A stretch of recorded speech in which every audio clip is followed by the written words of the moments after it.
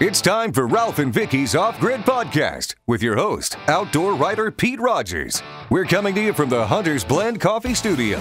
Hunter's Blend Coffee, defending hunting one cup at a time. Now, let's get into this week's show. Welcome back to Off-Grid with Ralph and Vicki. I'm your host, Pete Rogers, and today, in today's podcast, we want to talk about gear.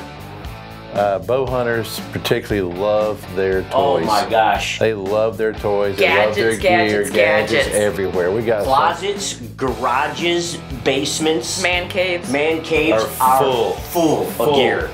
Yeah, you guys spend a lot of money on gear. I don't. Oh, you do too. Yeah, I guess the women hunters do too. Oh, Yeah, yeah. don't be taking us out of there. Yeah, okay. Just we have different stuff. Guys and gals, hunters in general, like to spend a lot of money on gear. But so we could talk about this in a lot of different directions, but I think in order to get started is let's look at a new hunter, say somebody who's 35 years old, just wants to get into the hunting, and they don't even know where to start. So how would you direct them to say, all right, go to your local archery shop and do what? Okay, well, firstly, I think you have to decide, as you said, like a new hunter, is it just archery or is it hunting in general? You know, because you stumped you on that you one. said hunting, where, we always talk about bow hunting, but we do gun hunt. Yeah. So, I mean, as a general hunter, I guess there's really a lot of things that you have to consider and what you think, which way you want to go with it. Yeah, so why don't we start with a new hunter who maybe has never hunted anything. Right. So, I was just jumping all the way to bow hunting for whitetails, but let's just say someone who's never hunted anything. Where would they start if they wanted to go? A mentor. First and foremost, someone in their family, friends or family, a neighbor, hunts. Right. Or has hunted. Hopefully you get someone that's active in hunting. You know what I mean? Today. Yeah. And hang with them. Ask them questions. Now, you got to understand, just like us, everybody has opinions. My gosh. Yeah, everyone has one. And a different way of doing it. Oh, yeah. And right again, we're no experts. Yeah. It's just, we do it more than most, and we make more mistakes than most because you're doing it, on a daily basis. Yeah. Yep. And anyone who says this is the only way, walk away. Yeah. Seriously. Yeah. Because there are multiple ways of doing anything in your life. Right. This is not and being successful in it. Oh, yeah. Right. Yep. So I guess that's how I would start it and say, hey, go to a mentor. Go to somebody that does it. Something that just came to mind as you were talking about that was we need to think about the legalities of it too. Most states now require a new hunter to go through a hunter's ed class. Depending on the age, yes, sir. Depending on your age. And in South Carolina, if you're born before 1979, you don't need to. But I've gone with my kids through theirs, and it was you think you know a lot, right? Until you go to the class, and it's very humbling. Yeah, we went through RJ's also with him. So I would highly recommend going to a hunter education class, and if you're not familiar with firearms, maybe even an NRA certified instruction about how to use firearms safely. Well, and also that'd be a good way. And go to check out your retailers because the retailers, whether it's a gun shop, whether it's a big retailer, they have courses, they have classes, they have all of this stuff that is very accessible. And a lot of it. A lot of it, sometimes it's free. Yeah. Just because they want to get people in their stores. That's right. So they do these things. So don't be afraid or ashamed to turn around and contact your local, retailers and say, hey, are you guys, are you having a hunter safety course here in the near future? Oh, our local Cabela's does that. They have they actually have a meeting room or they have a schedule conference of events. room. Yeah. And on there's a whiteboard out front that has Cabela's, Bass Pro, they all, they all do that it. has all that stuff on there where they have the gun training, the hunter's ed classes are all being held there, which is a good thing that there's a location where you can go do that. And Pete, like your first original question, that there is probably the best way to start, and that is go to it. Contact them and go to it. Maybe, just going to someone that knows hunting in your family, they have it their way. But contacting that retailer and saying, hey, don't be afraid. And, I can speak on facts is when we had the shop, you'd have people come in and you immediately could read They were uncomfortable. This was something new to them. Yeah. You know what I mean? They'd look around. Can I help you? No, I'm just looking. You know what I mean? And and you sort of so you made them feel comfortable and said, hey, you know what are you looking for? What's your goals? Yeah. Don't be ashamed to say, well, I don't have a big budget. Yeah. Because that drives a lot of it. It does drive a lot of it. And there's good equipment in all ranges. Oh, my gosh. There is. You don't have to go top end on everything to become the best hunter in the whole wide world. It doesn't work that way. No, that's why Hoyt and everybody, they make your beginner packages, and a bow package, honestly, the way to go. It's the way to go. All your choices are made. Now, granted, starting out, like that, because you're going to have those guys, well, no, that's not a good rest. You need this site. You need that. No. Because you're going to sit there and be in, oh my gosh. You're going to be confused. You're a minnow in a big lake. Yeah. And you know what I mean? You got all of this just swimming by you. No. And you have no idea. No. Oh, yeah. You get the archery supply catalog that comes from Cabela's, and you're looking through and it's like, there's 3 pages of rests. Yeah. Which one do I pick? Wait a minute. Do I need a drop away? What is a drop away? And they're from $15 to $300. Yes. Yeah. So, the package deal is really the way to go. It is. A lot of the packages, may or may not include arrows. Right. Specifically spined for your setup. Right. So here you go. You take a lot of those choices, make it simple. And I'm saying, eventually, you're going to change the rest, or you're going to change this. You're going to change, because you are going to learn what you like better. Right. As an individual. That's right. So it's going to help you. It's the same thing with firearms for a new guy in firearms. Right. Firearms. That's my southern accent. South Carolina. That's that southern forearms. Yeah. Got some forearms. Is if they've never hunted anything and they don't own a gun, which one do they buy? Do they buy a 12-gauge shotgun, a 20-gauge shotgun, a 22 rifle, or a centerfire rifle? So where do you start? And I think a lot of people would say, if you don't have anything, start with a shotgun, because you can hunt everything with it. You can hunt everything with it. And companies make high end and when we say low end, doesn't mean that you don't mean it's cheap, but it's less expensive. Yes, it's more affordable. That's right. And it might not have some of the bells and whistles, but just starting out, do you need those bells and whistles? So you as an individual have to ask yourself, first off, what can I afford to do? That's right. Set that budget on like anything in your life. And decide what it is you really think you want to go hunt for. Do you want to just go upland birds? Do you want to go pheasant hunting? Or do you want to go squirrel hunting, like we talked in a different podcast? Yeah. Do you want to go out and do some big game? Do you want to go whitetail hunting? All of a sudden, if you want to become a hunter and you want to go elk hunting, I mean, that's a big step for a beginner. But you have to decide what you want to do, and then you have to also look at your budget and figure out where it's all going to come into. Because the other thing is, it's not just the equipment that you have to worry about your budget, is where you're going to hunt and how are you going to do it. So again, if you're looking at walking through some cornfields looking for pheasants, compared to going out west on a guided elk hunt, and there's a big cost difference in that. Yeah, but I would say on that too, though, is if you're a first-time hunter, you don't want to go on a guided elk hunt, because it's so... It's a stepping... Hunting is stepping. Well, absolutely, but we've heard of people doing that. Oh. Yeah. I mean, we were in the Yukon, and a guy was up there on his first guided hunt, and he was moose hunting in the Yukon. Well, that's different. Well, it is different. But that's what I'm saying is, I mean, that's a huge step, and we were like, whoa, all right. We actually helped the poor guy. He had 6 arrows in his quiver. I think 2 or 3 of them matched. Different broadheads. All different broadheads. He was shooting them into the ground and into a foam target. And those were the ones he was going to hunt with. That's what somebody just didn't know. And that's it. He was very successful in his business life. Dollar didn't mean much. You know what I mean? And so he wanted to go, and I mean, it was crazy. He told the specific. He watched our show and he got captivated with the moose so close and so big, and he wanted to do it, and that's why he was there. So we're like, well, wait, let's help you. So we helped him. We got him more tuned in. I gave him some of our broadheads. Yeah. But I mean, I guess Vicky's spot on. We're all spot on. Is understand what you can afford. Right. You know what I mean?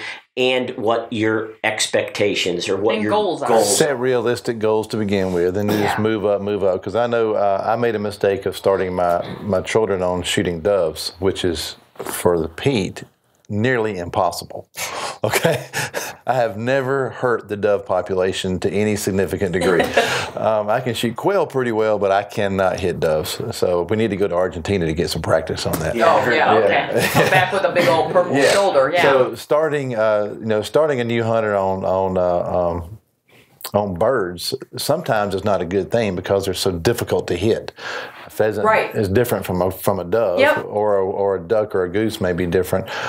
So get realistic expectations. What do you want to accomplish? Right. You know. And again, like we were talking about earlier with the bow packages, stick with a bow package, or go, if you're going to go for firearms, stick with a beginner bolt action rifle. Yeah, or a shotgun, like or a shotgun, or a pump action shotgun, or something of that. Something that is still an investment, but it's a minimal investment compared to getting caught up in today's marketing hype that you need the number one, the most advanced, the most and next thing you know you've got $2,000-$3,000 invested in it. Yeah, that'll come in time. A $300 shotgun will make something just as dead as a $1,200 shotgun will. Absolutely. Just same with the bow. Yeah. You know what I mean? That will come in time. Yeah. Take a deep breath back, you know what I mean? A step back and say, okay, realistically, let me get in this with a minimal investment. Right. Let me grow my interest. Right. Let me, you know what I mean? Let's go back to your mentor comment, Ralph. If you're going along with them, in South Carolina, we have a make one, take They're one. They're going to do whatever they can to help. Take them and mentor. Yeah. Yep. And also, don't be afraid to ask questions. Right. You know what I mean? And don't be afraid that you're going to hurt that mentor's feelings if you ask somebody else a question. You know what I mean? Just say, listen, I want to learn, but I just don't want to learn one way. I know there's multiple ways to do this stuff. Right. So what I can do is, I want to go. And that's why we suggest you go to your local pro shop, your local gun shop, your retailer that has a qualified personnel in back of that counter that can help you. And don't be afraid to turn around and ask them, email them, call them, however you want to communicate, and find out when they have these free courses. Right. Or even if it costs you $10 or whatever. Right. Go to it. Yeah. Well, and some of those courses, some of the hunter safety courses, I mean, you're looking at 8 to 10 hours. Yeah, that's what they are. Illinois, I think, is like 10 hours, 8 or 10 hours for it. But also, too, you can go online. Right, and some of the states now you can go ahead and do it online, but you may still have to go and do a shooting day. Right. A shooting day of it. One of the things we didn't hit on, though, for beginning hunters is crossbows. Whew. And again, they come from low end to high end. Oh, yeah. But again, some people are intimidated by a gun. Yep. By a firearm. By low end, you mean less expensive. By low end, yes. And inexpensive to an expensive crossbow, yeah. Where some people, or maybe it's where you live, where you cannot purchase firearms. I mean, there's some states up there in the East Coast that make it difficult. To make it very difficult, where you can go ahead. And the West Coast. Well, yes, exactly. Here in the Midwest, we're good. But, but when you're looking at crossbows, if you don't think maybe you can't draw the poundage back or you're not confident with it, but you can go ahead and get a crossbow, an inexpensive crossbow. It's a good compromise. Yes, exactly. You just made me think of something else, too. Pellet rifle. You can turn around if you've never shot. Very minimal, as far as investment goes. Right. You can shoot it pretty much, and you could shoot it in your basement, with the right target. You can shoot it in your yard in almost anywhere because it's not considered a firearm. Right. You know what I mean? And just for that, though, our friends out in New Jersey, they can't have them. A pellet rifle. Yeah. So see, okay. So there's. So learn what your laws are. Yeah, learn what your laws are again. But yeah, that's one of those things. I just was working on a story for the Gamo Swarm Magnum, and 1,300 feet a second through a break barrel air rifle. I mean, that's unheard of. Right. So I mean, it's important to point out that like a Gamo Swarm or Gamo Swarm Magnum, those are not your kid's BB gun. No, it's not a Red Ryder. That is an adult. That is an adult air rifle. That is made for someone that we use for killing squirrels. All the time. They are very effective for small game hunting. Right. Very effective. So don't think you can buy that and give it to your 10-year-old for a Christmas present. That's not the appropriate one. But one thing Gamo does do is, like you said, Gamo Daisy, from your Red Ryder all the way up to your 45 caliber. There's a whole range of air rifles that's available there. So air rifles and crossbows are great compromises for people who may be afraid of the recoil of a shotgun or a rifle, but still want to go hunt. We'll be right back with more Ralph and Vicki's Off-Grid podcast with your host, Pete Rogers.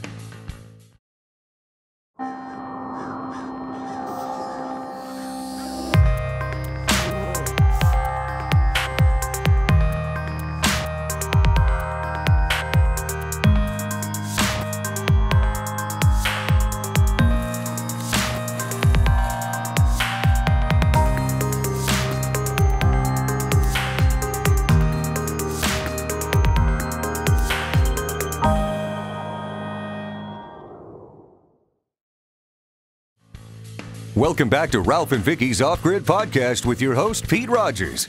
We're coming to you from the Hunters Blend Coffee Studio. Now, let's get back into this week's show. And they're not physically capable of pulling back and don't have access to a shooting range. And don't have access. Right. So now you can be adaptable in whatever conditions you have. Right.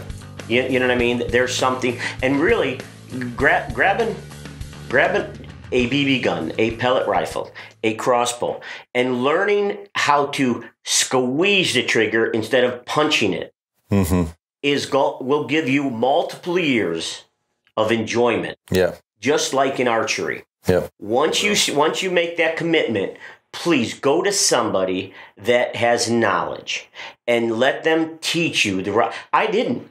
Right. I'm telling you right now, there was nothing. I didn't either. You know what I mean? And at 13, I started going to an archery pro shop. You know what I mean? But they never really. I'm going to be honest. You know, I was just a young kid. They took me on the range, but didn't go through a lot of technique back then. It was early. You know what I mean? Yeah. Now, long time ago. Yep. No, but I mean, now they take the time. They say, hey, listen, don't punch that release. You know, back then there were no releases. Yeah, it was all fingers. No, it was with fingers. tabs. You know? Yep. Oh, yeah. But now you go to somebody. Let them teach you the right things. You know, I read a book, and I think it was the Zen of Archery. Little paperback. It was crazy. Do you remember who wrote it? No, I don't. Okay. I mean, I'm impressed you read a book. Yeah, it was really. But they didn't have to color in. Oh, right. My gosh. Did it have pictures? It had pictures, but it had the numbers, so you used the right crayon. Oh, okay. Yeah, whatever. But what it was, I read how years they trained without shooting an arrow, but drawing back the bow. Just drawing it correct. Never releasing an arrow. Oh, goodness. Well, what muscle memory? And that's where this all goes back to, is to learn the right form will give you years and years of enjoyment. It will. It will. And that's with everything. Because I went, I guess, 2 years ago to the NRA instructor school and became an NRA instructor for rifle, pistol, and shotgun. And again, you think you know, I've been shooting a gun for 40 years. I thought I knew how to do this. But I decided to pay attention in class for once. Yeah. And I realized I have a lot to learn. We all do. A lot to learn. We all do. And it was just so eye-opening on things like, you know, how to mount the gun correctly, where your cheek needs, I'm thinking shotguns here, you know, is what most people do, and I know you can't see this on a podcast, is they'll bring the gun up and then throw their head down on the cheek piece. They're not bringing the gun to instead of bringing the gun up to their cheek. And no wonder I can't hit anything flying, you know?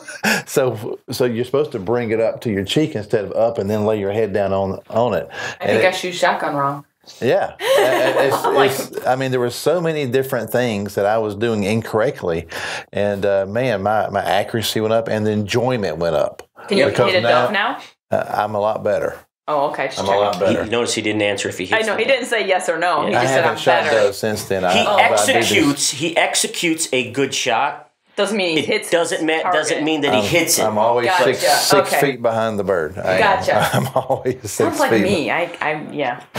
But I think that's why we're trying to do these podcasts. Is we're not telling you this is the only way to do anything. Right. We're just trying to sit down and have a BS session to open everybody's mind process to say, whoa, I didn't think of that.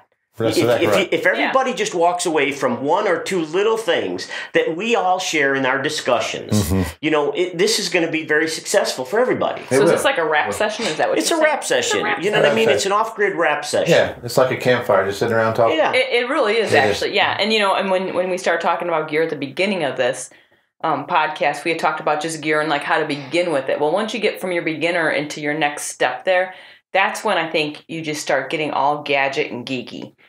Yes, it's very easy to get gadgety. Yeah. So you have a beginner, intermediate, right? Yeah. And then advanced. Is that how you? There's probably more so steps many more than that. steps in there. Yeah. But I would say you have your beginner novice area where you don't know anything, and now you know just enough to be dangerous. Extremely dangerous. Especially with the Cabela's card.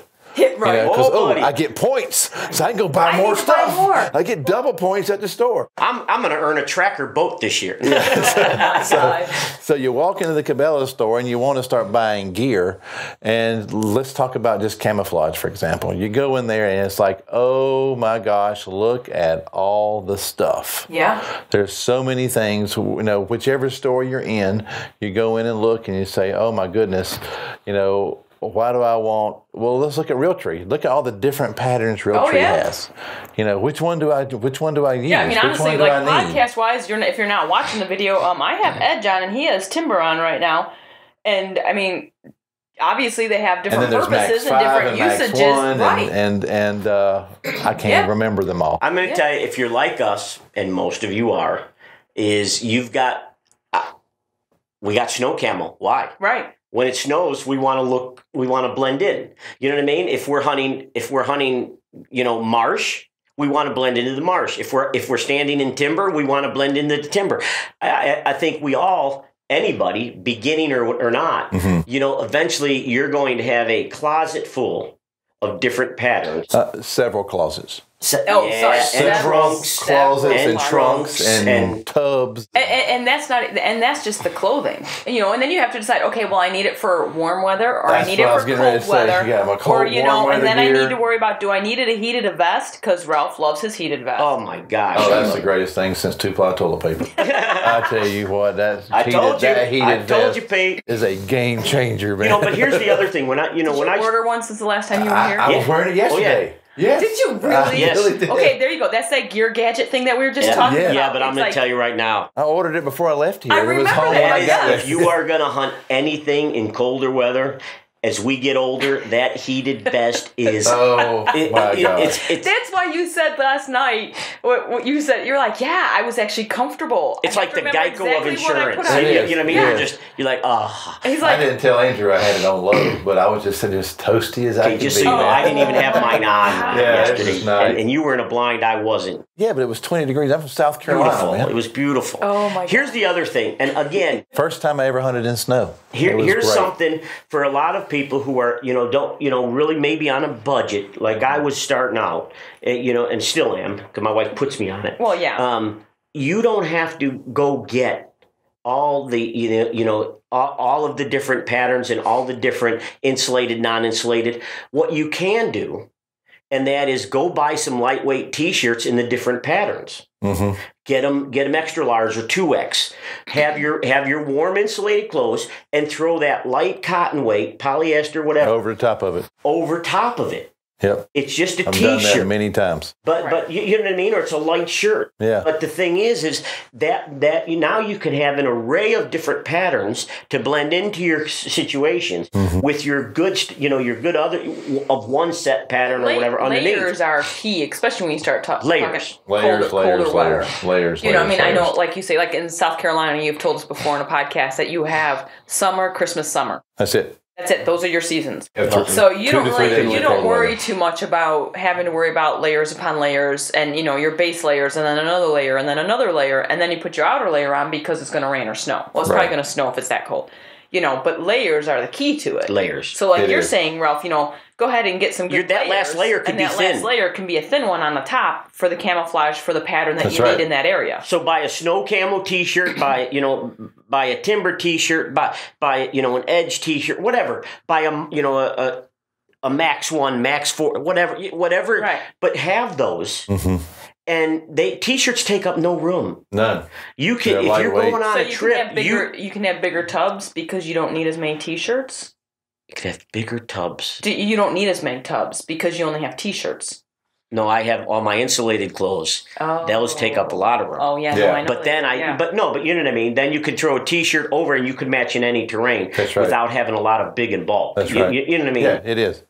As I know, like at home during turkey season, the ground cover's brown, but I'm leaning up against a green bush. Right. And there's a podcast in itself. So I have to go buy camo. I have to buy camo with 2 different patterns on, and it really confuses the turkeys. It's like, what's going on? I'm going to tell you something, Pete. He's wearing Advantage pants and a Max 1 shirt. It confuses all animals. And years ago, we did a thing, and we filmed us wearing all the same patterns, and then we filmed us with breaking it up. Pants one pattern, tops on another. Mm-hmm. And what you saw, especially when we went in and we toned the colors down on your TV, on your monitor, right? You would see how you break up that human silhouette even more so in two different pattern formations. Absolutely. On one individual. It does. Because there really is something to that. There is. And there again too, if you're a new hunter and you're looking to go pheasant hunting, you don't need camo. No. Just the old duck. Do you remember the old duck hunting coats? Yes, the old canvas, black, brown. Like the Carhartt, in Browning and all them, cloth. Yeah. But again. Not for pheasants. Sorry. The heavy-duty canvas, is that better? Yeah, that's it. Okay. Again, and we always try to emphasize this is, check your regulations. Yes. Because some states require more blaze orange than others, even in the field, pheasant hunting or whatever. Just make sure you know exactly what it is. And follow that. And to make it more confusing, I read recently that, and I don't want to say the state because it'll be wrong, but now they're allowing that new neon green to be the chartreuse. Yeah, it's called safety yellow. Yep. But actually, some states are doing pink or purple, right? Yes. Yeah, pink. Wisconsin's neon. So know your regulations because if you don't have orange, that specific state may allow your safety yellow shirt that you wear on the job to be legal. I just like blaze orange. I like blaze orange too. I don't like. It's not confusing when you go out there and. You just see blaze orange. It's good. Well, the reason they're allowing the yellow is some studies are saying that people that are truly colorblind can still see the yellow, but they can't see the orange. The orange is a gray, but the yellow is a bright white to them. It's a bright white to them. See, I learned something new today on the podcast. Yeah, that's why more workers are using the safety yellow because it's more visible to people who are truly colorblind. That's what I've read. I have no way of verifying that, so I'm sure some optometrist is going to email us and say I'm wrong. So here we go, our wrap session. We are way off the topic. Way off subject. Back to gear. Let's get back to gear. Back to gear, okay. Some of the gadgets that people... As you progress up the hunting ladder, meaning with more experience and you want more stuff, as we were saying before we went live here, is that I can remember dragging deer out for years. Grabbing them by the antlers or the back foot and start dragging. And I said, I've got to find a better way to get these animals out of here. So I bought me a game cart, a 2-wheeled game cart, and I thought I had just hit the mother lode because I could not believe how much easier it was. I was like, it's not worth $100. I'll just keep dragging it. It's the best $100 I ever spent was getting that game cart. Honestly, Pete, too, you can go right now, go to a big chain store and buy kids plastic sleds. Now, they're going to break eventually. If you have snow or smooth ground, But, it will allow you to pull out the animal easier. And again, these are just little things that through the years we've learned. Yeah. And, at a young age, throw them on your back, you drag, you're tough, you're rough and tough. As you get older, you're like, screw that rough and tough. I want to figure out the best way to do it without killing myself. Yeah. This past spring, we were up in Saskatchewan hunting with Jeff Jerome. Yep, with Jeff. And I shot a big black bear, and he ran off into the swamp like stuff. And he had an Argo. Yep. But he couldn't get to where I was at because there's too many trees, and he had a chainsaw, but he couldn't. We would have to wait because it was just really thick and a whole bunch of little trees everywhere. We just we rolled him onto a tarp, and we were able just to drag him out on a tarp. Wow. Isn't that insane? The tarp didn't get caught up and rip on things? Oh, it rips. But the thing is, we got it from point A to point B. When you're talking, on the scale, what was he? 360. That's a big bear. It's a big black bear. Yeah. And you can't, bears are hard to drag. You got nothing to grab onto. You have nothing to drag on. Yeah, nothing. So, I mean, we grabbed the tarp out and it worked. Yeah. Yeah. So, I mean, just you guys. The sled is great. The game cart, if you can't. And if you're. I'm going to tell you, binos. You know, if you a lot of your hunting, even if it's tree stand hunting, you know, try to get the best set of optics you can afford. Because, you know, if you're going to really pursue this more, being able to see game before they see you is a major plus. Yes, and do not use your scope on your rifle as a binocular because you may be seeing people. And you don't want to point your gun at something you don't intend to shoot. And that's where that course comes in. Yes. You know, they will teach you about that and make that statement. It's so frustrating when I have new hunters and this. I don't have binoculars. I just use my scope. Well, what if I'm walking out there or somebody else is walking? You don't want to be pointing your gun at them. So that's a good safety thing I want to bring up is use your binoculars. Yep. And the other thing, too, is, you know, a lot of people, you know, one of the things that I truly believe helped everybody become more successful, and that's a rangefinder. Oh, my God. A rangefinder just allows us... Here's what it does. You still shoot and miss, but you know the yardage that you shot and missed at. Yeah, right. And that's true for gun or bow hunting. Yeah. We'll be right back with more Ralph and Vicki's Off-Grid podcast with your host, Pete Rogers.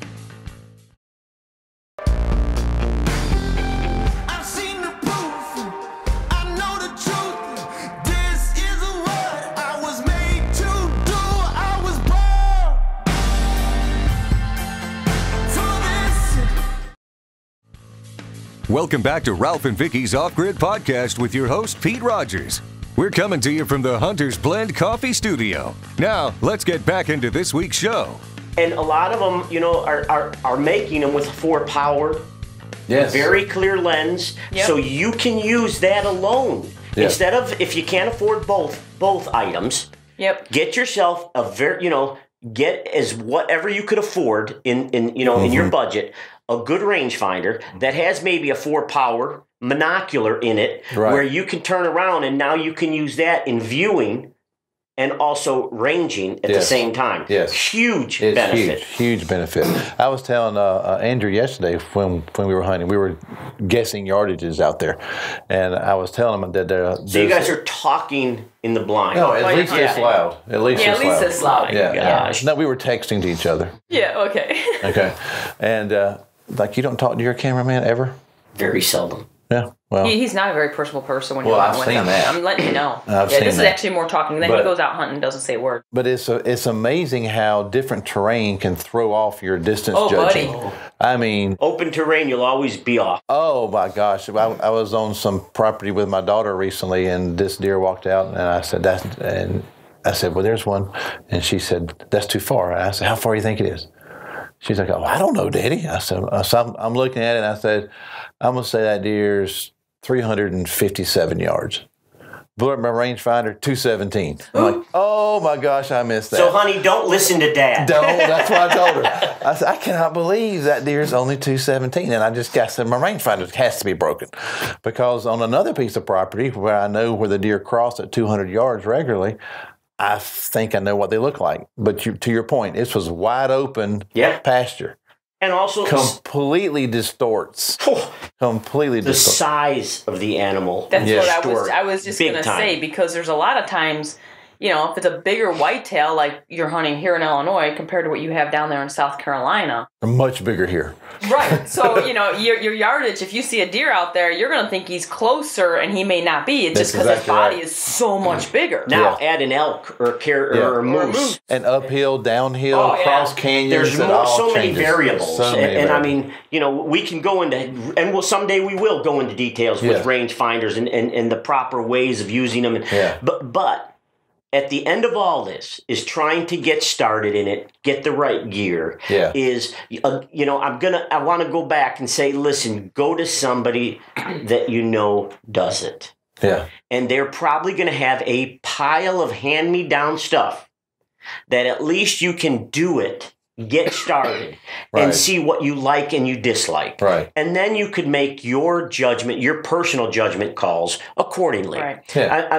And what you can afford. But I think it's a good point, though, I want to emphasize is that if Ralph and Vicki and Pete are going to say, these are some must-haves. Yep. Binoculars and rangefinder, one of those, or the rangefinder is probably a must-have, regardless of how you're going to hunt. Just to be more successful. Unless you're wing shooting or something, of course. But, it takes all that guesswork out so that you make ethical shots. Yes. Because, again, if I'm shooting at a deer that I thought was 375 and it's 217, I missed it by 10 feet. Yep. Easily. And I think something else is not per se as much gadget, all right? But know the anatomy of the animal you're shooting. Yes. Know it. Look, research it. We did. But again, that's because look. You can't overemphasize that, though. No. And have this in your mindset. You are a human being. We are not a machine. We are not going to make a perfect shot every time. Yes. We're going to shoot and miss. And if we can get new hunters to understand that right off the get-go, you're going to be happier for a longer time. Yeah, you are.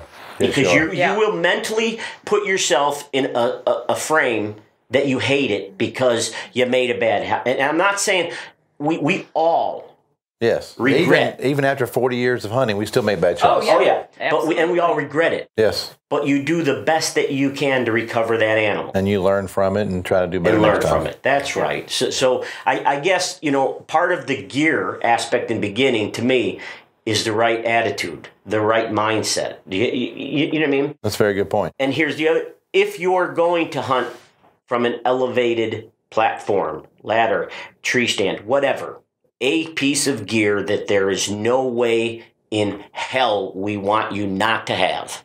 Harness. Yeah, safety harness. Safety harness. Yep. With absolutely. a lifeline. Yep. Be connected from the ground up. Yes. I mean, that to me has to be... That would be a must-have also. That has to be a must-have on the gear list. And we didn't talk about this ahead of time, but this is kind of evolved out of this podcast is some of the must-haves that you need is a good attitude, rangefinder, safety harness. Equipment that fits you, gun, bow, whatever. Fits you, yes. That you're comfortable with, you have confidence with because you've shot it. Right. You know what it's doing. And something else. Safety course. A hunter safety course, and something else I would add to that is which seems like a no-brainer, but there again we're going basics.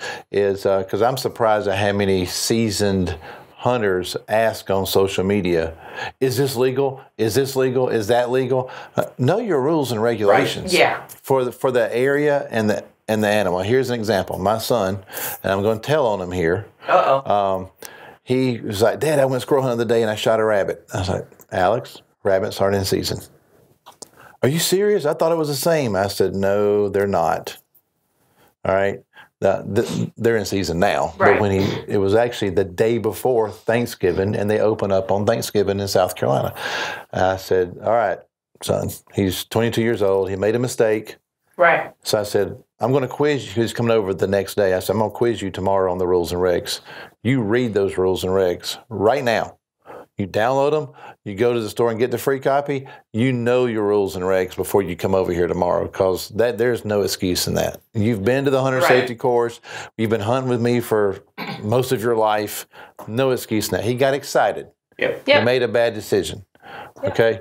Yeah, I just told on him on a nationally publicized podcast, and hopefully the game warden will take pity on him.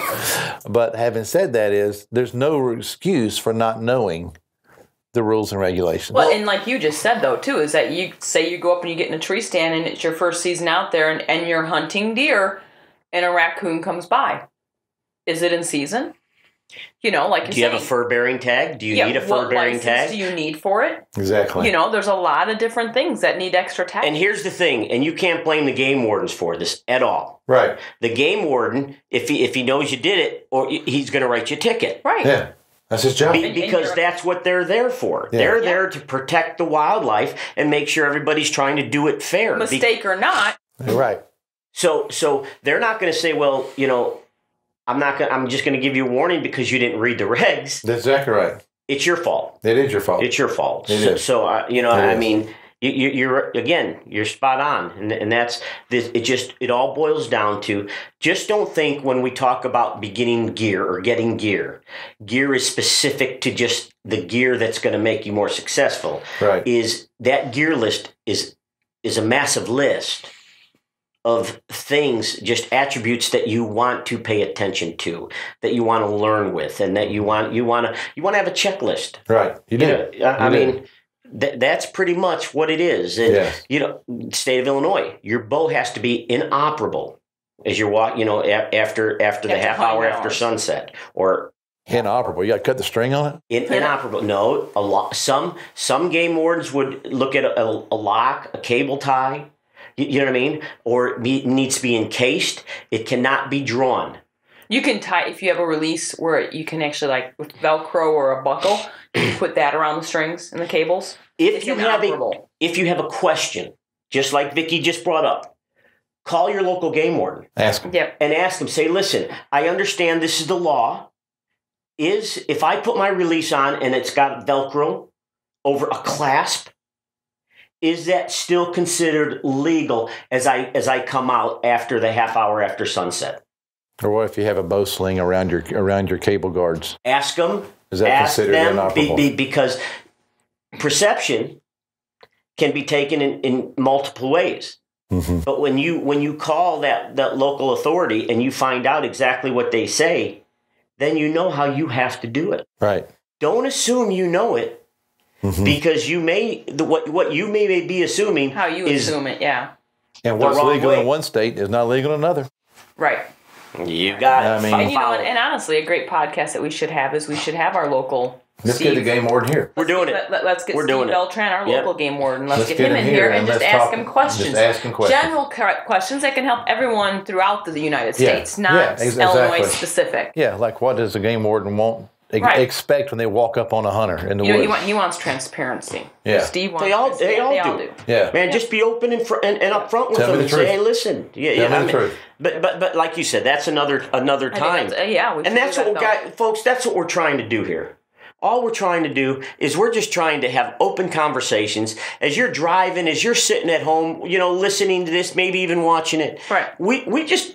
Man, we want to come to you and bring up things. And if you have suggestions or ideas, you want us to discuss something, don't be ashamed. Let us know. Email us. Text us. Or, you know what I mean? Call Reach out on social media. Yes. Make a comment. Let us know. Yeah. You can email us on our website that we'll have coming up here. That'll be on the end of the show there. Yep. That or email us. Reach out to us through social media and let us know, hey, I'd love to have a podcast on this, or correct give us that. Suggestions. Yeah, absolutely. We're here for you. That's right. Because we want you to enjoy it, but we also want you to learn something from it. Yep. So, in wrapping that up, some more of the must-haves: attitude, know your rules and regs, range finders, good clothing, equipment that fits, and practice. Find a place muscle to practice. Memory. Find a place to practice. If you can get an inexpensive archery target, you can make one. Mm-hmm. I've made them for years out of feed sacks and old clothes. That's how I've made my archery targets for years. I just go to Goodwill and I get the clothes that they can't use. They're throwing away. You can buy them by the pound. Did you know that? Mm-hmm. You can buy them by the pound. So I just get all the denim. That I can get them for, I think it's $2 for 10 pounds. So I pay $2 for all the denim, shove them in a feed sack, sew it up, and got a great archery target.